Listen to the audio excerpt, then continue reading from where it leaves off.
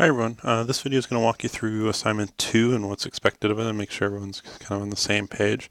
This has to do with all the image sampling, and some of the early exercises aren't going to be required as submittals, but they do serve the kind of backbone for where these other exercises kind of take us and learning off of, in particular the Three Shadows Gallery, which we didn't actually do in class, but the concepts of it are all relevant with the James Bond definition and things along that line. So basically this just gets off by saying we're going to reproduce other kind of existing facade conditions and expand on those a little bit. And while there's no set of given components that are required to be used for each of these definitions, it is expected that you're using the in-class exercises as the base for these, not kind of starting off on your own and going off on a new trajectory.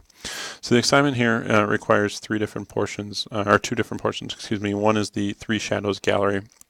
And in case you're not familiar with what the Three Shadows Gallery looked like, it was the, pull up a couple images here for you.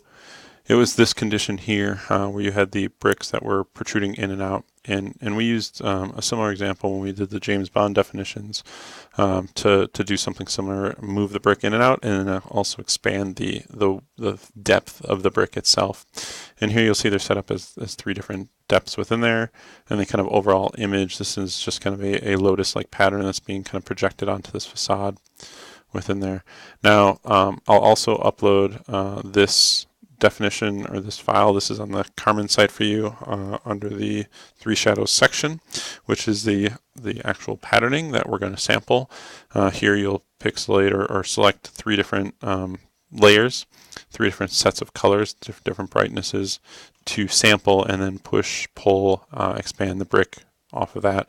I also uploaded this, which is a measure drawing. Keep in mind that this measure drawing is all in metric, so this is actually 26.2 meters high, 7.05 meters tall. And I've just gone ahead and kind of cleaned this up a little bit for you with this file. This is the actual file you want to use in the image sampler, and to apply, do not use this image here. This is merely for reference. It also shows you the kind of thickness to protrude each of the different colors, so you can sample what is the lightest, the medium, and the darkest colors and protrude them out based off of this kind of section cut here on the right. If you look closely, it looks like each of the colors also has three kind of interstitial steps. Disregard that, just assume each color steps out once, and you can do the maximum of 60 millimeter step out for each one within there. That's perfectly fine. Again, all this should be set up for variables, so we can go in there and quickly modify any of this in terms of how far they protrude out fairly quickly within the definition. So you use those files. You're just going to apply this to a basic surface, and we'll work through the kind of examples. So here from the Rhino surface, or completely in Grasshopper, whatever you want to do, create a displaced brick effect using the grayscale values of the cleaned version of the image. A simple stack bond pattern is perfectly fine. However, the irregular bond pattern and the supplied image can be generated as what's considered one of the add-ons. You'll notice that in the actual one of the examples is that the patterning goes from kind of a thick, thin, here you go, a narrow, two narrows, and then a wide, two narrows and a wide. That's the irregular.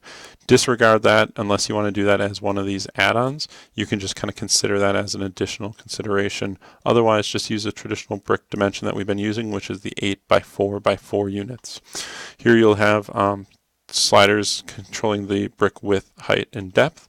The brick spacing will be determined by using a divide distance component, both in the horizontal and the vertical directions.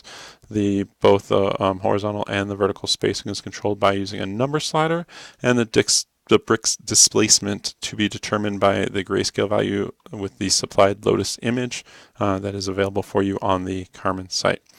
And then the next example here is the Gottenbein Winery. Using the Gottenbein Winery file, the Rhino file supplied once again on Carmen, fill the panels to complete one whole facade, and that's made up of the 6 panels using the image chosen by a student. Now I gave you the sphere image. I told you you're welcome to use that, or you can go ahead and use your own image, drop that in there. It's important that the image spans the entire facade and that each panel is just a portion of that image, not that the image is reproduced on each panel and therefore duplicated 6 times on each facade. facade. Each panel is to be planar and fit within the given dimensions determined by the Rhino file using the supplied 4 points components. Only one elevation, i.e. 6 panels, is necessary. So here, the original lofted surface's height and length are controlled by referenced Rhino points. The brick width, height, and depth are controlled using a slider. The brick spacing is using a divide distance component, both in the horizontal and vertical, and the brick horizontal and vertical spacing are used controlling using a slider. In the example videos, I use simple panel components, but you can easily replace those with sliders by this point. And then the brick rotation is controlled by an image sampler. Again, that's either with a supplied image or the sphere image that I give you. If you do use your own image, remember that part of the assignment submittal is you'll need to submit your own image for it so that I have all the files necessary. Now, this paragraph just talks about how it could be done in multiple different ways, but it's expected that you're using an image sampler per panel, and that the image can be easily replaced and updated. You're using the example that we're kind of set up in class. Also, that with all other things, you're expected to do the brief narrative, the annotating of the components, and you can do this in the small groups and talk about it. Now, when things do repeat, because you are going to be reproducing 6 panels, I'm not expecting that you annotate everything, because all the duplicates, I should say, because obviously that's simply duplicates. You only need to annotate one panel, 1/6 of that facade, assuming that all the others are just duplicate exercises. So your explanation is necessary. Again, don't tell me what a component does. Tell me how you are using a component. So I've given you certain files on the Carmen site, one of which is the Gottenbein Winery. I've also submitted for you the Lotus patterning for the 3 Shadows gallery. All that is available for you on the Carmen site to download. Here, what is due is you're expected to have 1 Grasshopper file per definition. Any add-ons can be woven into that base file. So for the 3 Shadows gallery, I'm expecting a modified Rhino file only if you created one from scratch. If you use a surface that you generated 100% in Grasshopper, it's not necessary to submit a Rhino file because there's nothing in the Rhino file. Everything would be in that Grasshopper file. If you did use a Rhino surface and reference that into your Grasshopper file, then I would need that Rhino file, only if it's a modified or newly created Rhino file.